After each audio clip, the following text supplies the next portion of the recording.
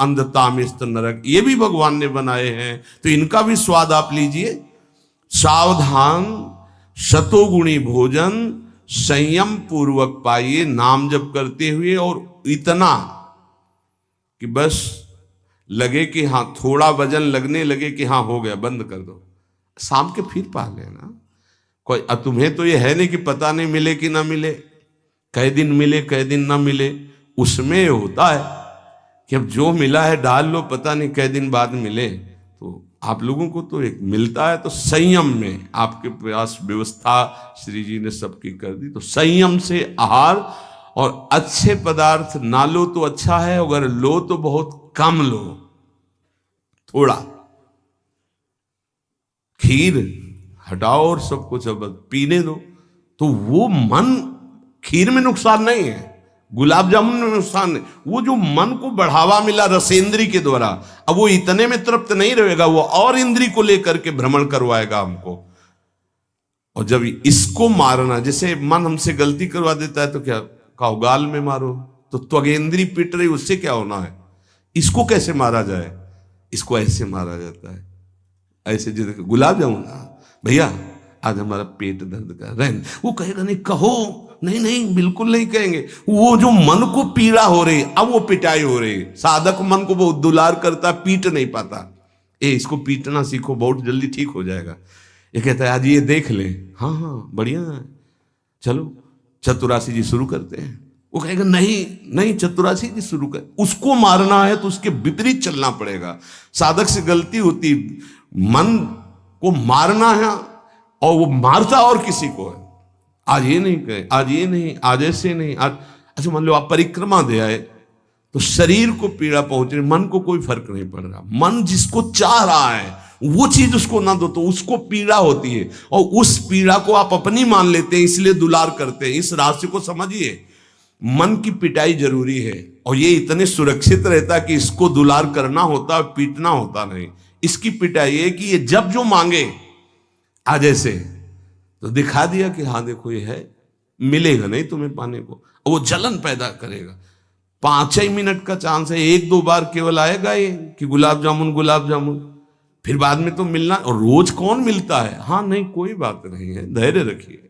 और अगर वहां सब कुछ बना हुआ साथ में केवल खिचड़ी, तो खिचड़ी परोसा लीजिए, और वो जलेगा, आप देख लेना वो जलेगा। ऐसा क्यों कर रहे हो, इसलिए कर रहे हैं कि हमें श्री जी चाहिए। बदमाश, तुझे हम जो दे, फिर इसके बाद हमसे और मांग करेगा। संतों ने इसको ऐसे बस में किया है। बहुत कठिन, बहुत कठिन है। अगर सामने से मिठाई प्रिय है और वो निकल जाए, आप परोसाओ ना, तो आप देख लो, कामा संजायते क्रोधा, भौं चढ़ जाएगी अपने आप से। कितनी बड़ी चूक हो रही है। परम पद फीका लगेगा, गुलाब जामुन मीठा लगेगा, ये बहुत बेईमान है।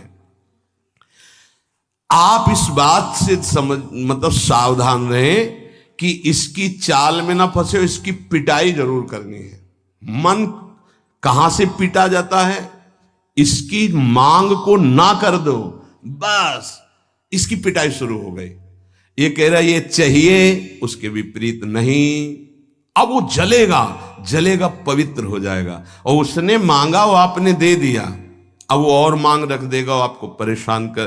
तस्मात् त्वमिन्द्रियाण्यादौ नियम्य भरतर्षभ। हे अर्जुन, ये राग पूर्वक जब किसी वस्तु को पाता है। अच्छा, और दूसरा उपाय, गुलाब जामुन पाना है, या 5 गुलाब जामुन देना, थोड़ा नमक ले आना, और शांति। वो कहेगा नहीं नहीं, नमक गुलाब जामुन पाना, मिला लिया, अच्छे से नमक मिला लिया, गुलाब नहीं नहीं पाओ ना गुलाब जामुन। ये उसकी मार है, पर ऐसा साधक मारना नहीं चाहता। सब्जी साइड में करके एकदम दोना में अलग, रस सहित जे ही ऐसे किया, पूरा फूटा मुंह में। तो अब वो मन का पोषण हो रहा है। हर वस्तु का ऐसे ही, हर विषय का सेवन ऐसे ही है। तो अब अपने लोग मन को तो समझ नहीं पा रहे, उसको पीट नहीं पा रहे, वो हमको फंसा के पीटता चला जा रहा है। बहुत पीटता है, देख लो, बहुत पीटता है मन, बहुत इसकी पिटाई चाहिए। कोई गुरु कृपा पात्र इसको पीटना शुरू करता है, यही उसकी पिटाई है कि इसके विपरीत चलो, जो मांग इसकी हो रही है उसके विपरीत चलो।